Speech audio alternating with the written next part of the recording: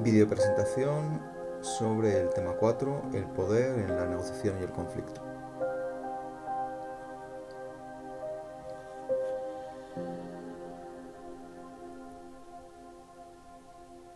Bien, nos falta solamente integrar el poder dentro del conjunto de elementos que hemos visto para analizar el conflicto y para poder utilizarlo después en el campo de la negociación. El poder se encuentra presente en todos los tipos de conflicto, incluso en aquellos que de alguna manera están relacionados con personas con las que tenemos una relación más intensa. En todo conflicto siempre va a haber una lucha de poder. Pero, ¿qué es el poder en una negociación o conflicto? Podemos decir, utilizando una definición sencilla, que es la capacidad de producir un resultado o influir sobre el mismo en un conflicto o negociación. Siempre que pensamos en el poder lo hacemos como una forma de control, como si una de las partes tuviera la capacidad de controlar a la otra o de establecer cuáles son sus criterios a la hora de gestionar una negociación o un conflicto. Normalmente pensamos que si tengo poder puedo controlar la situación, pero la mayoría del poder se circunscribe exclusivamente a la capacidad para influir sobre el resultado, no realmente a tener un control. El control es algo que realmente nunca se llega a tener en ninguna situación. Se encuentra muy limitado y dada la complejidad de las interacciones humanas, estar en control de una situación es prácticamente una ilusión o una percepción de un hecho que no es real. Por lo tanto, nosotros nos vamos a centrar en la capacidad de influenciar el resultado y no en producir un resultado concreto. Esta última opción estaría más asociada a la posesión del control sobre la relación y las posibles salidas que en muy pocas o ninguna ocasión será el caso al que nos enfrentemos. Por lo tanto, solamente necesitamos influenciar el resultado, no controlarlo. La noción de poder nos devuelve la perspectiva de Kurt Lewin sobre la teoría de campo, y más en particular sobre uno de los elementos principales del conflicto, la interdependencia. La interdependencia es, por supuesto, una fuente de poder, y en toda relación de interdependencia existe un poder que las partes tienen y que ejercen sobre la parte contraria. Esto quiere decir que el comportamiento que muestra una de las partes puede y tiene una influencia sobre el comportamiento de la otra. Lo mismo que en el caso de los objetivos, hay una tipología de poderes que van a ejercer también su influencia y tenemos que ser capaces de analizar cuando estemos en una situación de negociación o conflicto cuál es la fuente y cuál es la tipología del poder. Así que vamos a hacer una revisión sobre esas distintas tipologías de poder. El primero sería el poder de carácter personal. Es el poder que una persona tiene y que es independiente de la situación o de la relación con otras partes en esa negociación o conflicto del cual estemos hablando. ¿Dónde reside nuestro poder personal? Bueno, pues reside básicamente en nuestros conocimientos, en el talento y en las habilidades y capacidades que podamos llegar a tener como individuos. Por ejemplo, nuestra inteligencia, nuestra capacidad física también constituyen una fuente de poder personal. Otro tipo de poder es el poder relacional. Es el tipo de poder que se va a encontrar en juego la mayor parte del tiempo. Y este va a emanar de la naturaleza de la relación en la que estemos inmersos. Surge, por lo tanto, de esa relación de interdependencia entre las partes. A este tipo de poder también podemos denominarlo poder de interdependencia. Y la última tipología es el poder situacional. Este tipo de poder va a surgir de las distintas situaciones en las que podemos vernos inmersos. Todo conflicto o negociación nos va a llevar a una situación determinada y todas las situaciones pueden hacer variar el equilibrio del poder entre las partes. Cambiar el contexto o la forma o los factores que están en juego en ese conflicto puede hacer que el poder se equilibre en favor de una parte u otra. Por lo tanto, la situación también es muy importante. Lo que nos encontramos en la mayoría de los conflictos es una mezcla de los tres tipos de poder. Los tres interactúan a medida que la situación confluye en la consecución de un resultado final.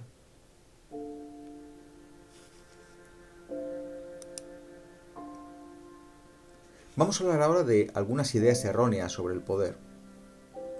Hemos ido intentando descartar varias ideas erróneas a lo largo del curso sobre distintos conceptos y el poder no es ajeno a ello. Existen disfuncionalidades y creencias asociadas también a ese concepto de poder que necesitamos aclarar si nuestra intención es obtener un resultado óptimo en una negociación o en la gestión de un conflicto. La primera idea errónea es el poder distributivo y parte de la simple idea de que si una parte incrementa su poder, la otra debe disminuirlo.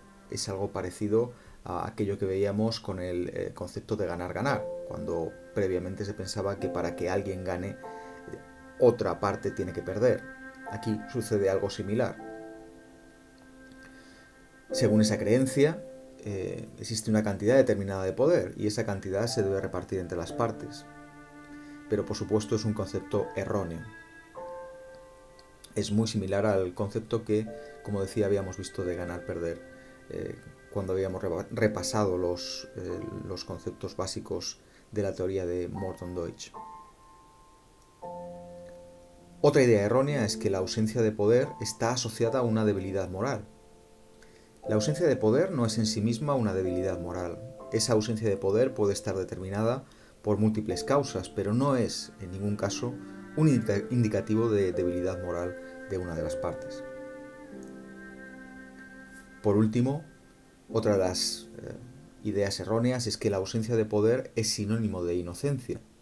Es como si pensamos que porque no tenemos nada que hacer aquí, entonces somos inocentes, o en otras palabras, si no soy responsable, entonces soy inocente y por lo tanto el poder no va conmigo, no estoy en esa relación de juego. Eso no es cierto, todas las partes tienen un poder. Existe una cita muy utilizada de Lord Acton que se utiliza mucho, que es: el poder tiende a corromper, pero el poder absoluto corrompe completamente. Esta frase está extraída de una carta que Lord Acton envió a un arzobispo hablando de la limitación del poder de los papas y los reyes, diciendo que si efectivamente había una capacidad de actuación y de no supervisión de ese poder, la corrupción iba a estar detrás.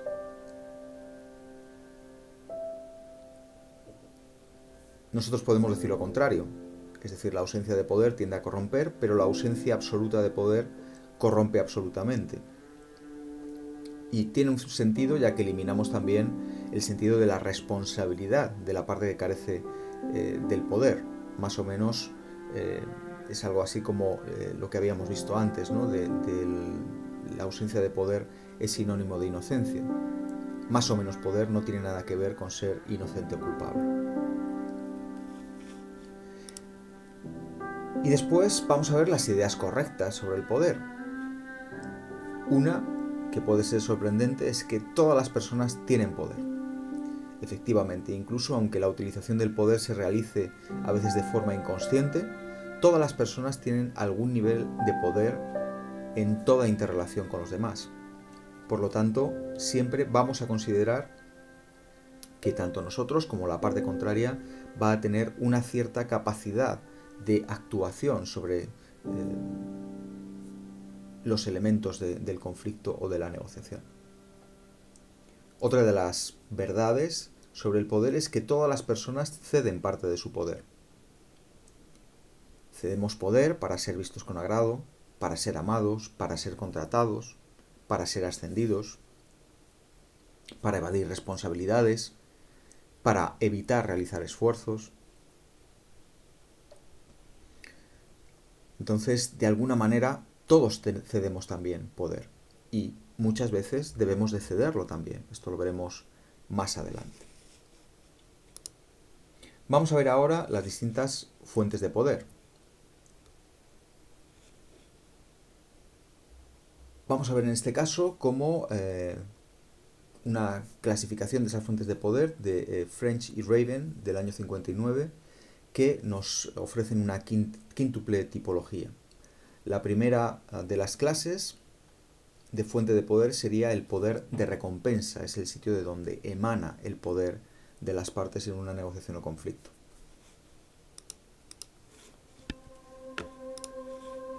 Ese poder de recompensa implica tener la capacidad para recompensar a la otra parte con cosas que la otra parte desea, o apartar o disminuir el efecto de cosas que la otra parte no desea. Este tipo de poder está basado en la idea de que los seres humanos como sociedad están más dispuestos a hacer cosas y bien cuando hay algo que obtener a cambio. El segundo tipo de fuente de poder es el poder coercitivo. Y la principal idea detrás de este concepto es que alguien puede ser forzado a realizar algo que no desea.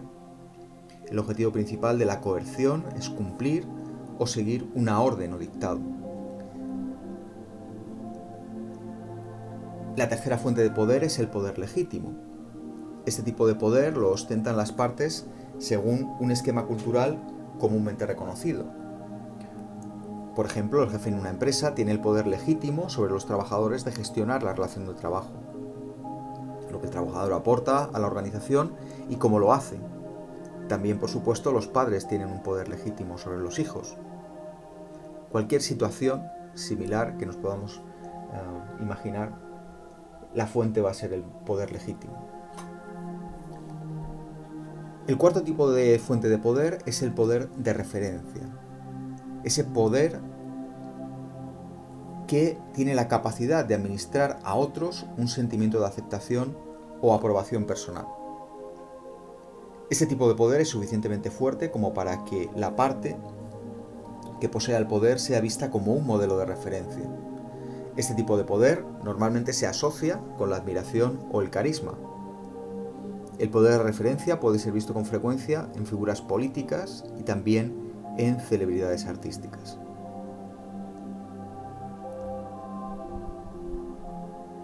Vamos con la quinta fuente de poder, que es el poder experto. Es la capacidad de proporcionar a la otra parte información, conocimiento o conocimientos técnicos.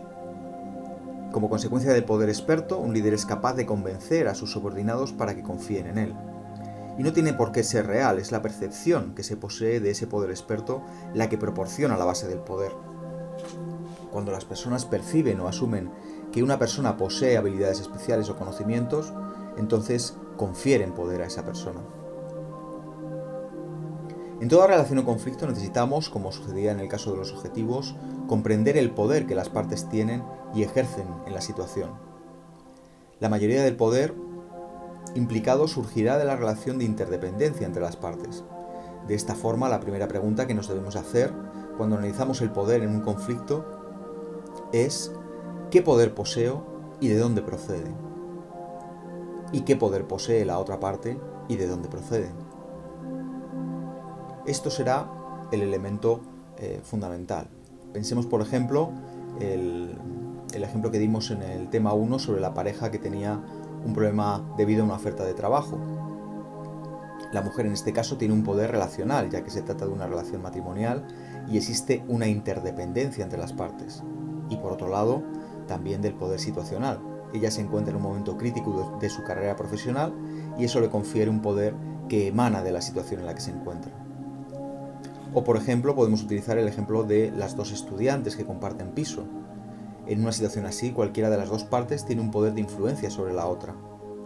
Puede hacernos la convivencia más llevadera o ser un auténtico infierno. En esta situación existe también el poder relacional y el poder situacional. Ese poder situacional proviene de que una de las partes tiene que estudiar para el examen. Entonces, ¿cuánto poder necesitamos en una relación? Esta es otra de las cuestiones que nos podemos plantear. La realidad es que no necesitamos más poder que la otra parte para llegar a un resultado satisfactorio en una negociación o conflicto. Lo que necesitamos realmente es que exista la suficiente interdependencia, de forma que podamos influir sobre las consecuencias que la otra parte desea en la resolución. Para que ésta exista, necesitamos además un conjunto de intereses cruzados, que no siempre van a ser necesariamente opuestos. Para responder a la pregunta de cuánto poder necesitamos en una relación, podemos decir que solamente el suficiente para que exista esa interdependencia. Uno de los conceptos más importantes que podemos utilizar cuando hablamos del poder es el apalancamiento. El apalancamiento es la capacidad de obtener una ventaja desde este punto de vista. Sería el conjunto de intereses de la otra parte que inciden en mi beneficio al gestionar el conflicto. Por lo tanto, el apalancamiento también va a ser un elemento importante. Una de las cuestiones más importantes que debemos tener en cuenta es que cuanto más equilibradas se encuentren las partes en relación al poder que ostentan, más fácil será llegar a una solución satisfactoria para ambas partes. De forma opuesta, cuanto mayor sea el desequilibrio, cuanto más poder tenga una parte con respecto a la otra o capacidad de influir sobre los acontecimientos de la relación, más difícil será llegar a una solución satisfactoria para ambas partes. Entonces nos surge la pregunta de cómo poder equilibrar esa relación utilizando el poder, cómo podemos equilibrar el poder dentro de la propia relación. Lo mejor en este caso es no aprovechar ese poder que nosotros podamos llegar a tener para poner entre las cuerdas a la parte contraria, sino intentar dar más poder a la otra parte si ello es posible, de forma que el equilibrio permita la búsqueda más creativa y satisfactoria para ambas partes.